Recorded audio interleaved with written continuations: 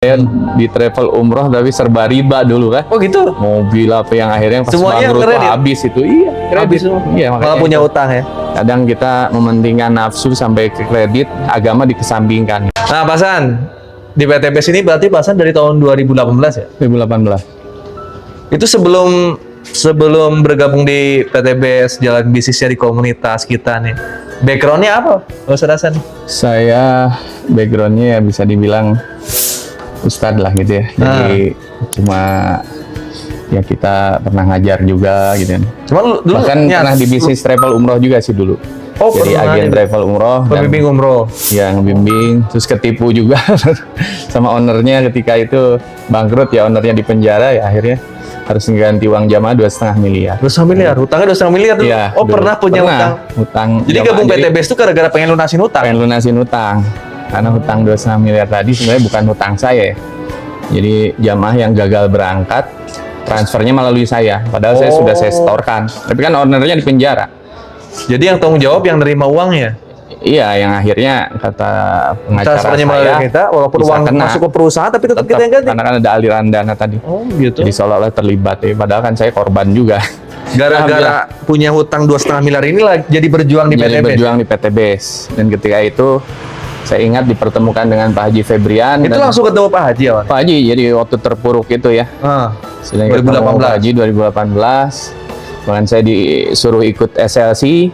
Bahkan dinasehatin juga. Saya juga dulu hutang puluhan miliar kata Pak Haji Febrian. Oh gitu. Ya, tapi bisa lunas gitu. Dikasih amalan nanti potong kambing, SLC, ya perbanyak sedekah gitu kan.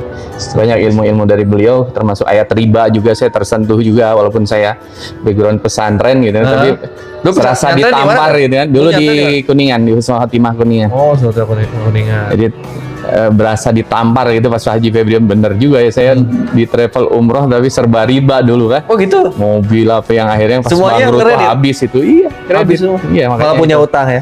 Kadang kita mementingkan nafsu sampai ke kredit, agama dikesampingkan gitu. Nah, akhirnya Berarti saya mulai PTB ini benar-benar dari nol, dari dari nol. minus. dari minus. Bukan dari nol lagi, minus ya. Tinggal di mana waktu mulai? Saya ngekos di Antapani. Ngekos sama istri. Iya, pas nikah sama istri. Oh. Terus sampai akhirnya dapat reward berkali-kali, akhirnya kebeli rumah lagi. Berapa lama tuh lunas utang? Kebeli rumah pertama. Kurang dari setahun ya, 8 bulan itu udah lunas hutang. Setelah itu baru mikirin asetnya. Dan Udah kita lunas harus hutang langsung. punya rumah. Jadi kalau founder-founder lain, mentor-mentor rata-rata udah punya rumah gitu. Saya puasa dulu waktu itu kan, bayar hutang dulu. Seperti Eyang Suroto, Mas Randu punya rumah. Cuma founder saya doang tuh itu yang belum punya rumah gitu kan. Gitu? Iya, Nggak karena langsung punya bangkrut. hutang kan saya kan. Akhirnya lunasin hutang dulu selama 8 bulan. Alhamdulillah.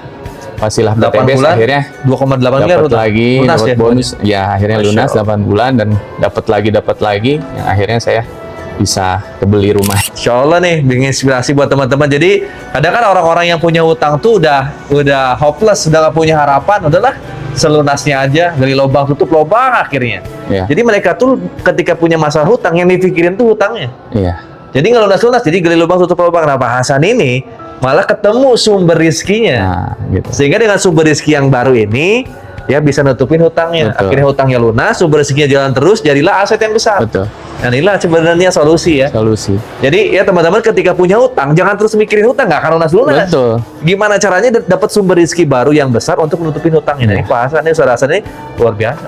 Dan amalan lunas hutang kan banyak ya. Apa salah satu Dari amalan Quran. yang Ustaz Hasan kerjain dari pertama daftar PTB sampai sekarang? Iya. Yang emang kayaknya ini nih yang Iya. bisa dari sini nih saya yang bisa mengembangkan ekonomi ini. ya, selain sedekah potong kambing, amalan dari Pak Haji Febrian, Hah? itu saya ada satu amalan yang mana saya tersentuh ya. Pertama kita ngamalin ayat Ali Imran 2627. Oh, udah jelas zikir lunas 2627 tuh. hutang. Itu tuh jangan lupa jadi amalan. Yang kedua, kita berusaha menjadi orang yang bertakwa. Dan saya tersentuh ayat di surah At-Talaq ayat 2 terakhir dan ayat 3 tiga ya? Ya. Ayat 2 terakhir, "Wa may yattaqillah yaj'al lahu makhraja." Barang siapa bertakwa kepada Allah, maka Allah akan bukakan jalan keluar baginya. Dari apa? Dari semua permasalahan. Iya betul. Wa yarzuqhu min haitsu la yahtasib. Lalu Allah berikan rezeki dari arah yang Tidak duga-duga ya, disangka-sangka. tidak Wa may disangka-sangka. yatawakkal 'ala Allah fa huwa hasbuh. Barang siapa bertawakal, maka Allah cukupkan kebutuhannya. Jadi intinya 3 itu. Doa, ikhtiar, tawakal. Tawakal yang 3. terakhir Tapi ya? kan sebelum tawakal harus ikhtiar dulu. Iya, Makanya benar. betul, jangan mikirin hutangnya, tapi solusi gimana Iya. caranya kita lunasin hutang. Masya Allah. Nah itu ibadah, ngelunasin hutang itu sebenarnya ibadah. Karena Ibadah ya? Rasulullah Wajib itu itu ya? wajib. Rasulullah nggak mau nyolatin orang yang punya hutang.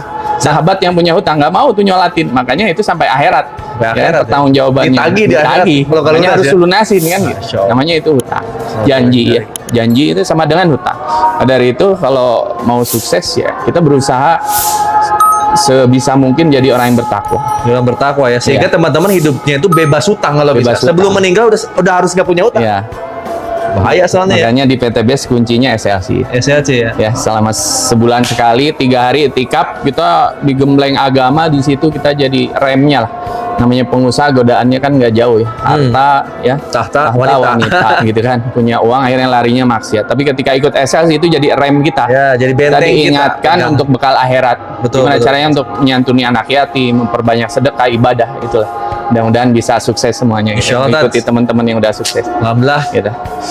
Bukan dipotong. Diakhiri dengan Iya. azan maghrib. Ya, insya Allah nanti kita silaturahmi lagi sama Ustaz Hasan. Kalau udah Kita gali beres, lagi karena ini belum beres sih. ilmunya ya. Nanti kita udah beres, datang lagi ke sini pokoknya. Siap, siap. Nanti kita lihat hasilnya kayak gimana nih rancangan Ustaz Hasan nih. Iya. Bagus nggak? Keren Iya. nggak?